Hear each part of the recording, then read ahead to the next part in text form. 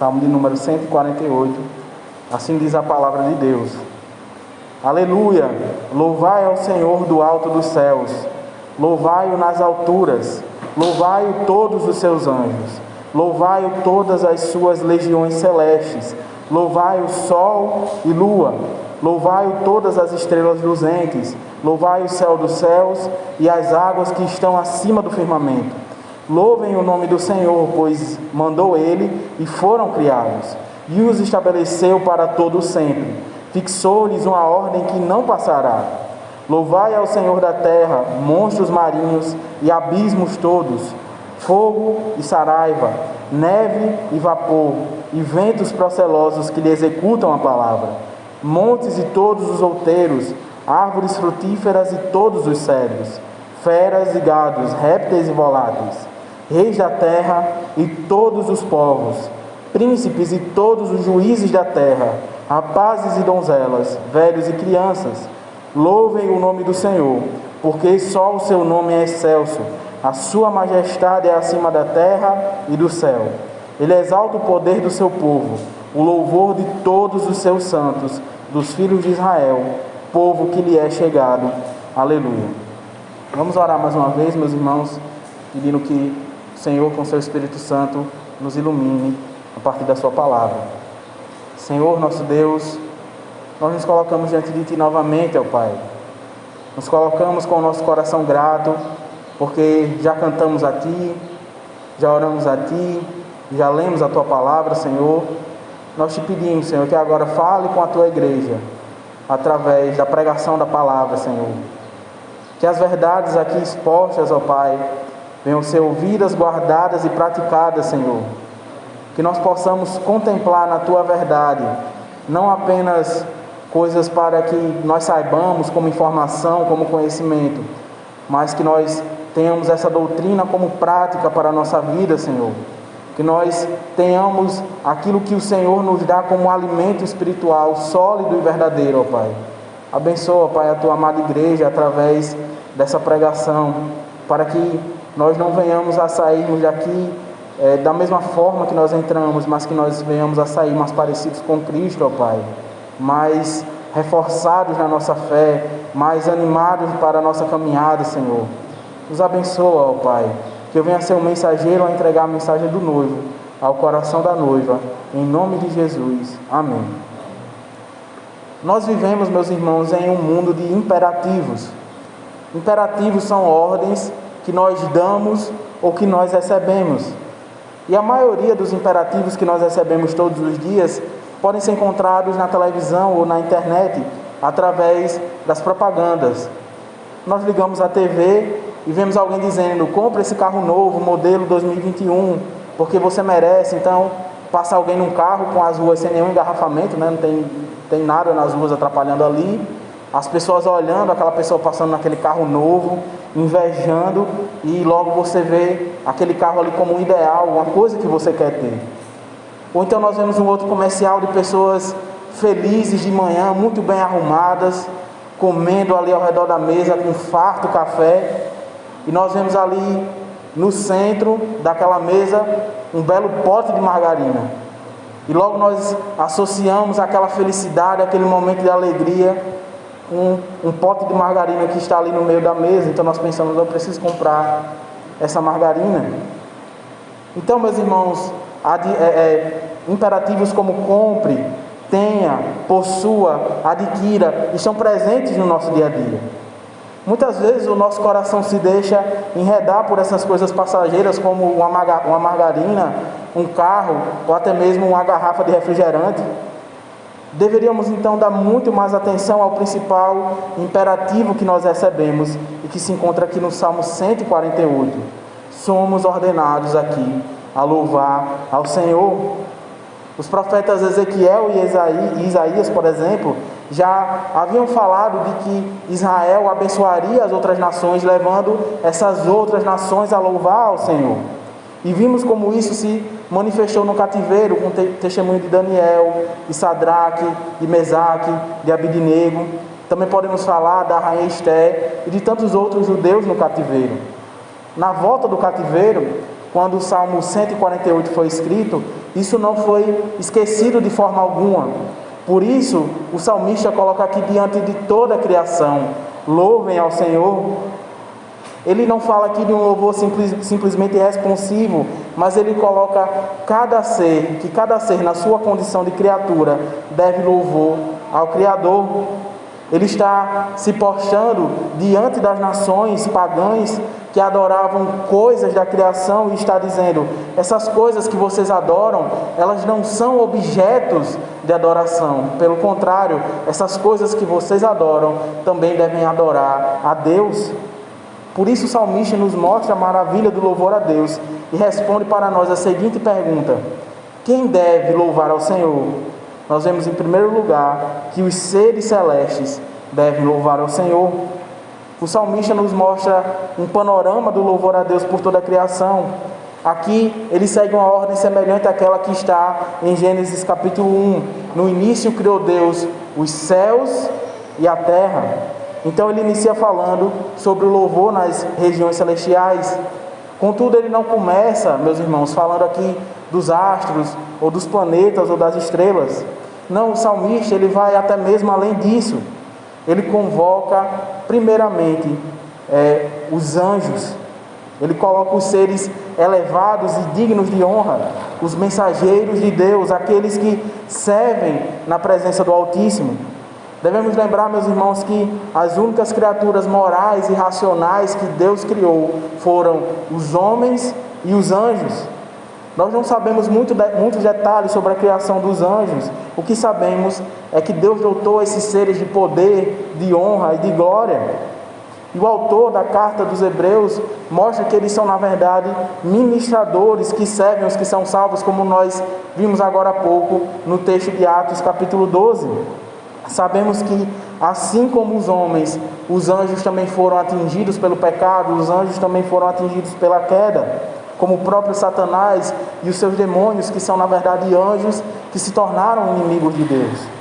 Contudo, esses seres, por mais poderosos, por mais majestosos que sejam, eles não se comparam à glória daquele que os criou. Por isso, nem mesmo os anjos podem se privar de louvar a Deus. Pelo contrário, eles fazem isso com mais intensidade, com mais vivacidade, como na visão de Apocalipse, quando os seres angelicais clamam de dia e de noite e dizem: Santo, Santo é o Senhor Deus Todo-Poderoso, aquele que era, que é e que há de vir. Ou como no texto de Isaías capítulo 6, onde os serafins, que são os seres angelicais que têm um aspecto de fogo, com 6 asas, estão diante do trono de Deus e dizem: Santo, Santo, Santo é o Senhor dos exércitos, toda a terra está cheia da sua glória. Nem mesmo as mais elevadas, as mais poderosas criaturas podem se comparar ao Criador. Nem mesmo as mais elevadas e poderosas criaturas são dignas de adoração. No final das contas, meus irmãos, até mesmo os anjos, até as pequeninas e microscópicas criaturas, todas elas devem louvar a Deus. E os próprios anjos reconhecem esse papel de ministros, de servos, de mensageiros. Mas existem pessoas que se dizem crentes e que buscam revelações de anjos e que passam a sua vida buscando esse tipo de experiência, buscando contato, perdendo sua vida no misticismo sem nenhum sentido. Acabam confundindo as coisas, acabam confundindo o papel dos anjos com o protagonismo. Não se enganem, meus irmãos, até mesmo o apóstolo João, maravilhado com as revelações que ele recebeu do livro de Apocalipse, ele se ajoelhou diante do anjo que lhe revelou aquelas coisas para adorá-lo, como está lá em Apocalipse 22, a partir do verso 8, que diz assim: Eu, João, sou quem ouviu e viu estas coisas, e quando as ouvi, prostrei-me ante dos pés do anjo que me mostrou essas coisas para adorá-lo. Então ele me disse: Vê, não faças isso, eu sou conservo teu, dos teus irmãos, os profetas, e dos que guardam as palavras desse livro. Adora a Deus. Os anjos de Deus, eles não aceitam adoração. Pelo contrário, eles nos convidam, eles nos convocam a adorar ao Deus verdadeiro. E o salmista, então, ele sai da criação espiritual e passa agora para a criação física. Ele diz, ele chama os corpos celestes, as estrelas, os planetas, os astros para adorar a Deus.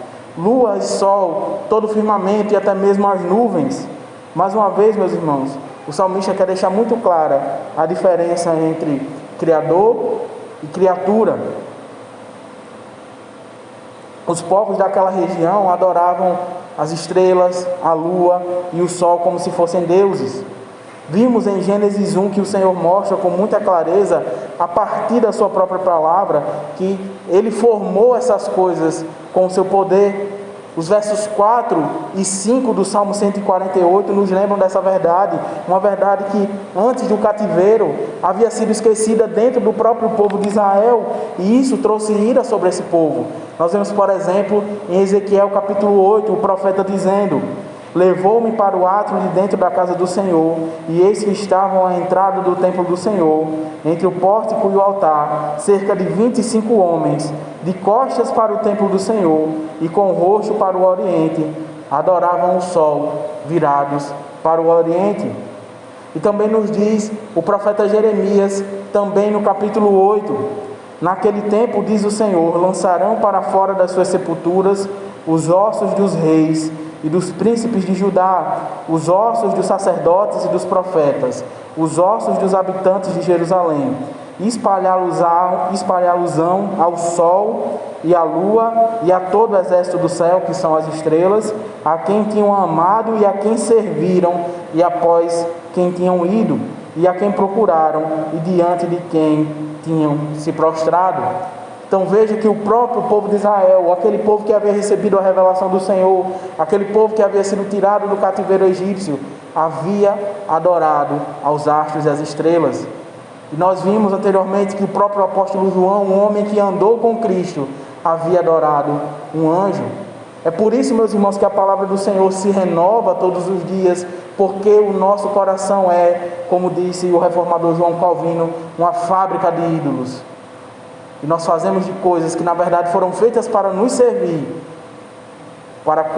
nós pegamos essas coisas e transformamos elas em deuses, e nós queremos servir essas coisas, nós queremos seguir essas coisas, nós queremos buscar bênçãos dessas coisas.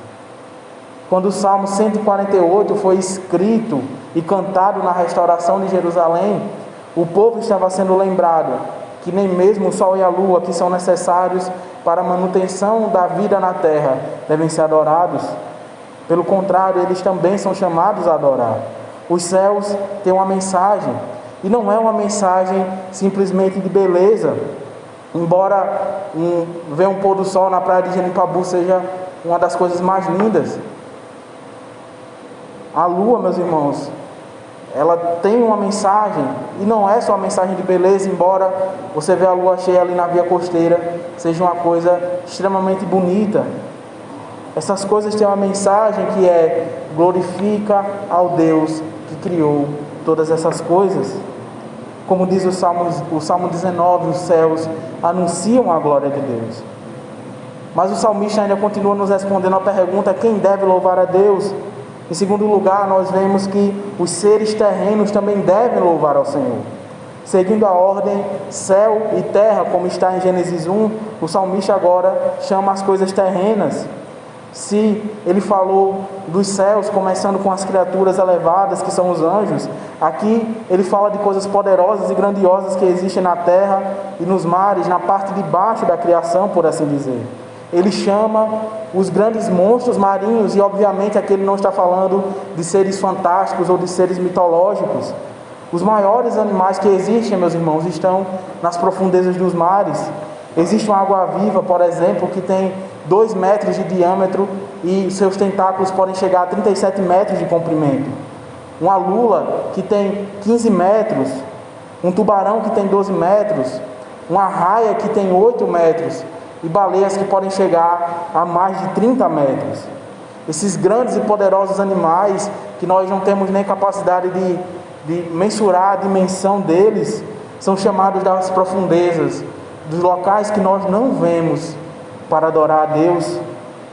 O salmista, então, ele faz um contraste das profundezas da terra, então, ele vai para as alturas, montanhas enormes que podem chegar a 8 ou 10 quilômetros de altura, e Deus é louvado nesses lugares inóspitos também, e nos ventos impetuosos que têm uma força que conseguem arrastar casas, Deus também é louvado ali.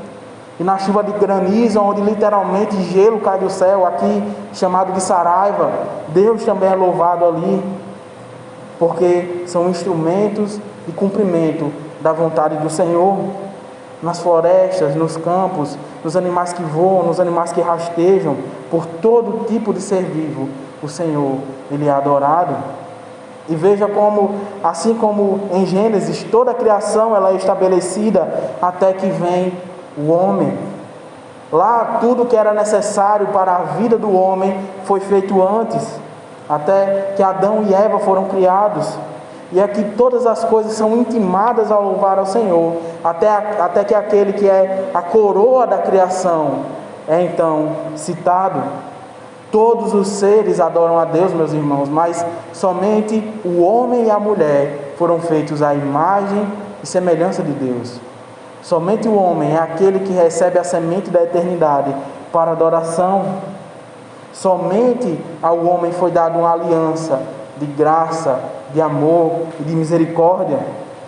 Assim como ele havia iniciado com as coisas celestiais, ele começa aqui falando dos homens nas posições mais elevadas. Se os anjos são chamados para adorar, mesmo sendo gloriosos, eles ainda estão abaixo de Deus. Não é diferente em relação aos homens que possuem poder, aos homens que possuem riquezas, os reis e os príncipes. Eles podem até se achar melhores do que outros seres humanos. Contudo, de nada vale essa autoridade, se não reconhecem que esse poder veio de Deus, que há um limite para seu poder e para sua força. Por isso, por mais poder que Davi e Salomão tivessem, a sua verdadeira força estava no fato de que eles reconheciam que o seu trono dependia do Senhor.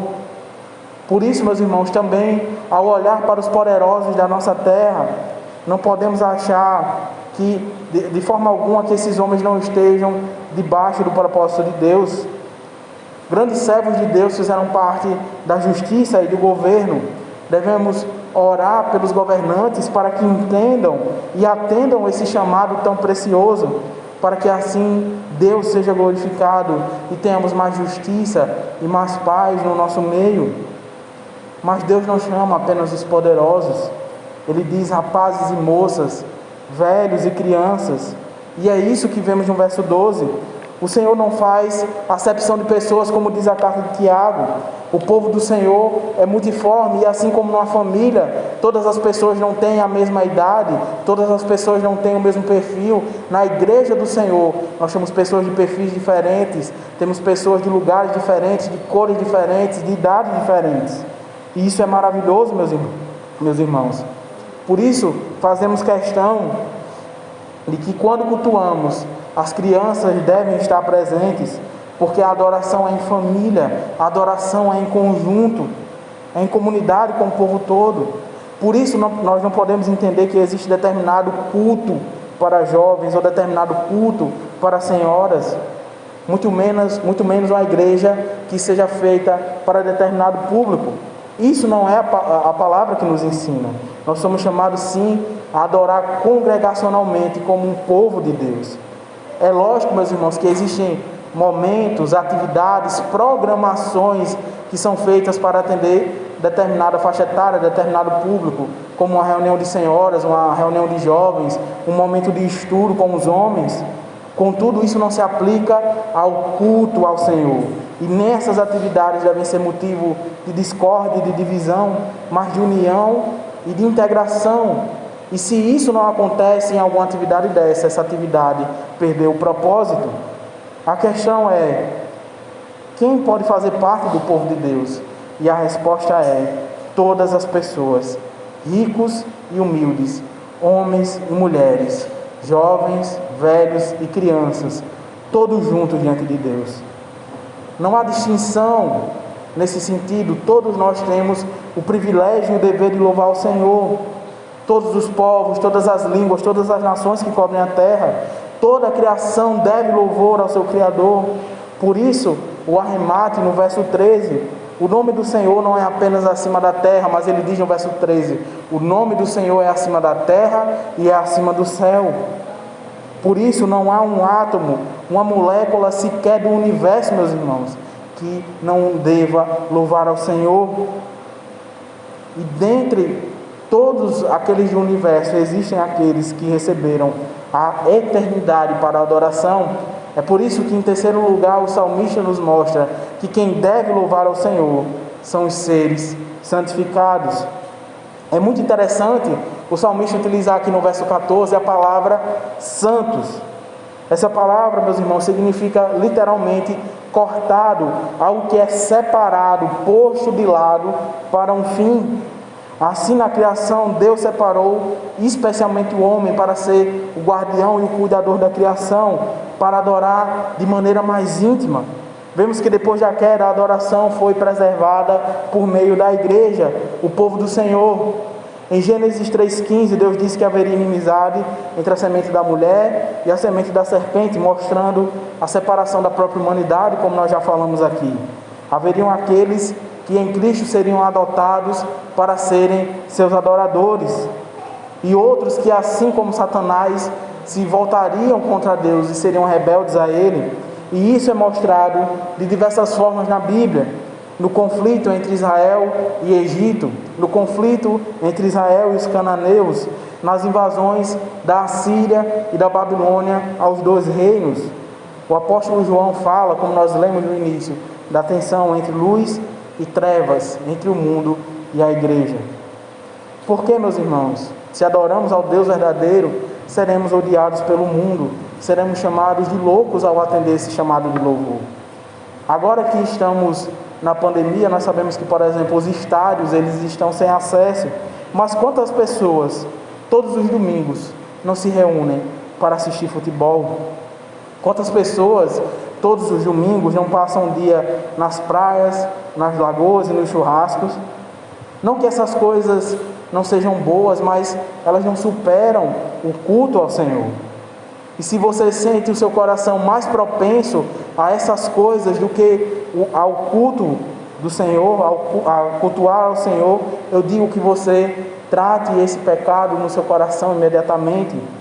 Minha oração é que você se arrependa desse pecado e possa dizer como o salmista, no Salmo 84, verso 10, pois um dia nos teus átrios vale mais do que 1000. Prefiro estar à porta da casa do meu Deus a permanecer nas tendas da iniquidade. O salmista nos mostra que esse louvor, essa exaltação, meus irmãos, não é de forma nenhuma em vão, pois Deus exalta o poder do seu povo. Quando falamos em poder aqui, não pense em curas. Quando nós falamos em poder aqui, não pense em exorcismos. Não pense no poder de Deus como é vendido nas igrejas da televisão. Ele pode fazer todas essas coisas, mas não é isso que o salmista está falando. Porque esses homens aparecem até com essas coisas, mas escondem o Evangelho. E não há nada maior que Deus dê ao seu povo do que Cristo. E quando Deus exalta o poder no meio do seu povo, é em Cristo que Ele faz isso. O poder de Deus se manifesta, meus irmãos, não necessariamente em uma igreja em que as pessoas chegam de muleta e saem andando. Não necessariamente em uma igreja que as pessoas chegam pobres e saem ricas. O poder de Deus não se manifesta necessariamente numa igreja em que as pessoas entram numa determinada condição social e saem em outra. O poder de Deus se manifesta necessariamente em uma igreja na qual as pessoas saem mais parecidas com Jesus Cristo. Em uma igreja na qual as pessoas chegam como adoradores de Satanás e saem cantando ao Senhor. As pessoas vão atrás de sinais, sim, elas vão atrás de sabedoria, elas vão atrás das suas emoções, elas vão atrás do que o seu próprio coração deseja. Mas em Cristo nós temos o verdadeiro poder. Veja se não é isso que o apóstolo Paulo diz em 1 Coríntios capítulo 1. Abra comigo nesse texto. Primeira carta do apóstolo Paulo aos Coríntios, no capítulo 1.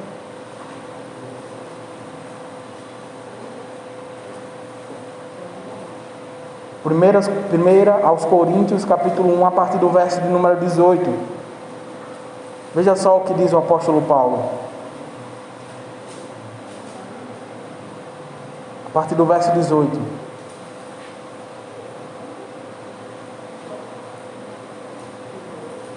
Certamente a palavra da cruz é loucura para os que se perdem, mas para nós que somos salvos, poder de Deus.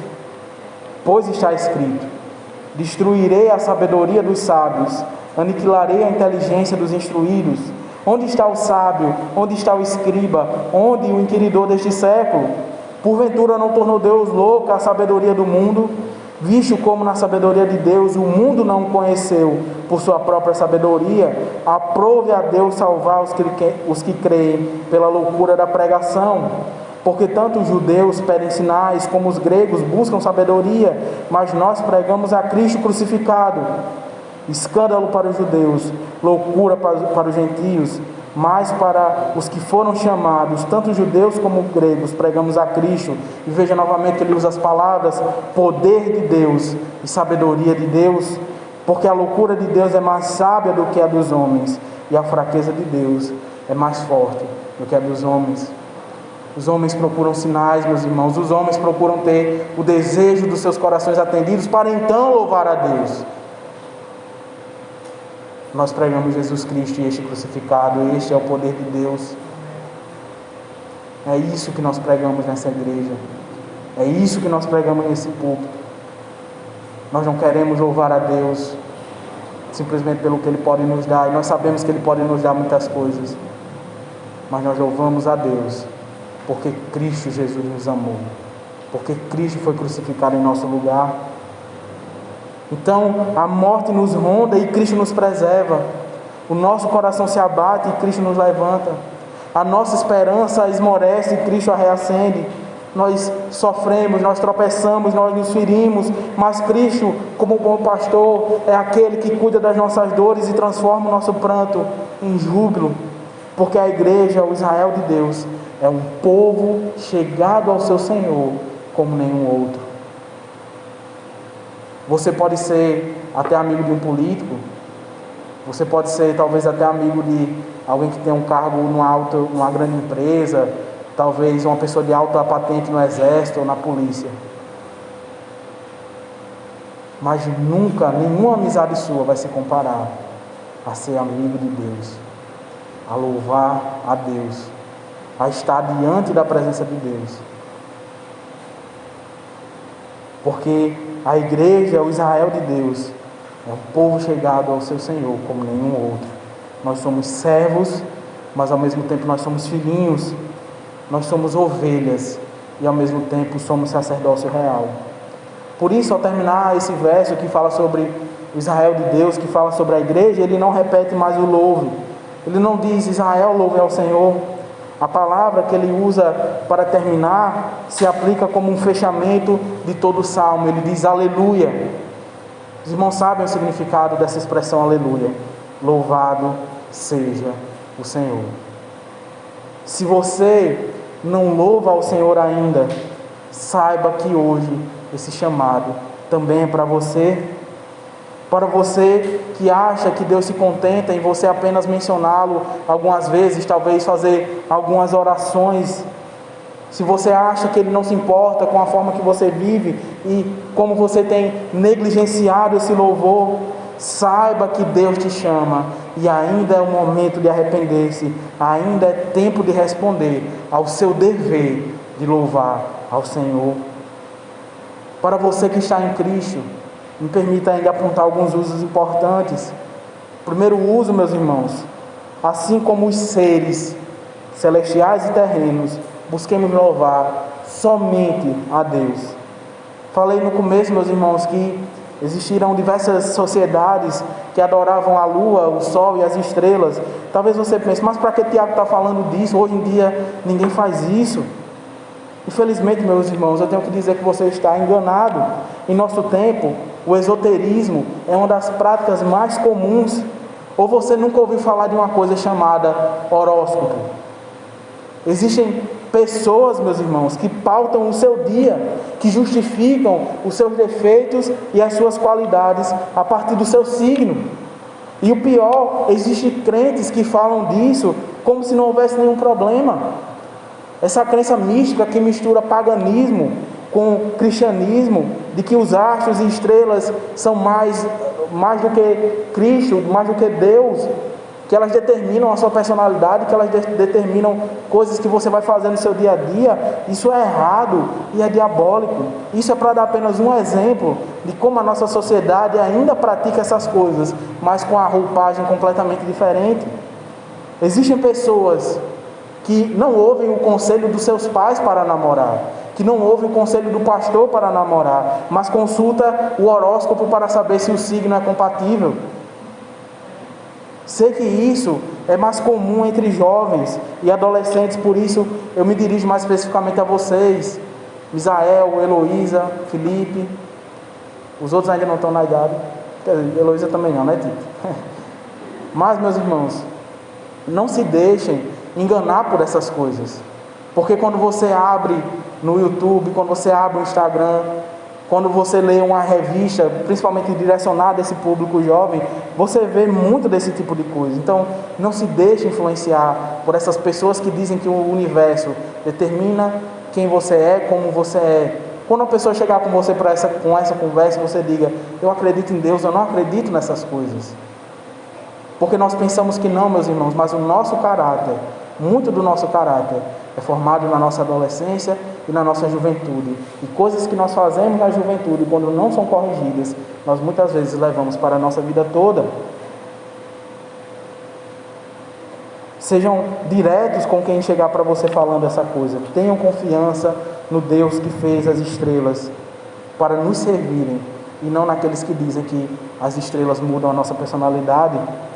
Digo a mesma coisa aqui para os irmãos que vivem com seus corações temerosos por causa de anjos e demônios, que vivem talvez se escondendo, ou que vivem com o seu coração abatido, pensando que tem um demônio na sua casa, pensando que está sendo perseguido por algum tipo de coisa. Confie em Deus, meus irmãos.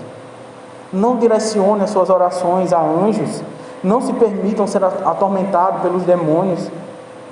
Quando você se vê abatido por esse tipo de coisa, lembre o que o salmista disse: louve ao Senhor. Nem anjos, nem demônios, nem estrelas estão acima do Criador. Em segundo lugar, o chamado às pessoas, meus irmãos, o chamado a todas as pessoas louvarem a Deus, deve nos motivar a evangelizar. Muitos têm um conceito errado de que evangelizar é entregar um panfleto a uma pessoa. A evangelização, meus irmãos, é um chamado a louvar a Deus. Não existe alegria melhor do que compartilhar o evangelho verdadeiro, porque nós não prometemos coisas passageiras, nós não falamos de coisas imateriais, nem de sentimentos, de coisas vazias. Nós falamos de Cristo vivendo em nós hoje, de Cristo agindo nas nossas vidas. Falamos de Jesus sendo crucificado e do perdão dos nossos pecados. Falamos de um Deus maravilhosamente bom e poderoso que nos chama à adoração. Nós nos acostumamos a muitas vezes querer evangelizar os desconhecidos, e isso é bom. Se você faz isso, não pare de fazer isso. Continue evangelizando aquelas pessoas com quem talvez você não tenha tanta intimidade. Mas, meu irmão, aonde você está, você deve chamar as pessoas ao louvor. Você quer saber onde é o seu campo missionário? As suas amizades são o seu campo missionário. A sua família é o seu campo missionário. Seus colegas de trabalho, seus colegas de escola, os seus clientes, seus vizinhos, eles são o seu campo missionário. O chamado de louvor é a todos eles. Ore por essas pessoas, clame a Deus por eles, fale de Deus para essas pessoas. Talvez você pense: mas Tiago, fulano de tal é muito complicado, eu não sei se dá certo. Pecadores miseráveis como somos, meus irmãos, nós não podemos nos conformar com isso, porque éramos complicados, ou melhor, em muitos sentidos ainda somos muito complicados. E ele não diz: aqueles que não são complicados louvem ao Senhor. Ele diz: rapazes e moças, jovens e velhos, todos louvem ao Senhor. Por isso é nossa missão, como povo adorador de Deus, levar essa adoração para outras pessoas. Nós somos santificados para louvar e chamados para o louvor. Deus nos deu poder em Cristo Jesus, como nós vimos, para proclamar o Evangelho e ter a certeza de que aqueles que são povo de Deus, esses responderão a esse imperativo. Então veja, meus irmãos, que esperança maravilhosa. Sabe, talvez aquele seu parente, aquele seu filho, aquela sua mãe que não é crente ou que se desviou do Evangelho, Deus também chama ele para louvar. Sabe aquele amigo seu que saiu da igreja e que agora está no mundo, Deus também o chama para louvar. Sabe aquele seu parceiro de pelada, de jogo de futebol, que talvez fique embriagado nas ruas, Deus também chama ele para louvar. Sabe aquela sua vizinha fofoqueira que vive falando da vida dos outros e você muitas vezes fica escutando, Deus também chama ela para louvar. Aproveite os campos missionários que Deus te deu. A principal forma de evangelização, meus irmãos, é pela amizade. Aonde nós estamos, nós somos embaixadores de Cristo. Aonde nós estamos, nós chamamos as pessoas à adoração. E o que faz o nosso coração arder, meus irmãos, é saber que não depende de nós, não depende da nossa habilidade, não depende do nosso jeito de falar, depende única e exclusivamente de Deus. E nós temos a promessa e a certeza que Ele diz, por exemplo, no Evangelho de João: minhas ovelhas ouvem a minha voz e me seguem. Que promessa maravilhosa, meus irmãos. Que como igreja sejamos movidos por essa convicção de que todos que devem louvar ao Senhor, esses ouvirão a voz dEle. Como dissemos no começo, o mundo está cheio de imperativos. Que atendamos ao nosso imperativo maravilhoso, que vem daquele que está acima dos céus e da terra. Louvemos ao Senhor. Amém.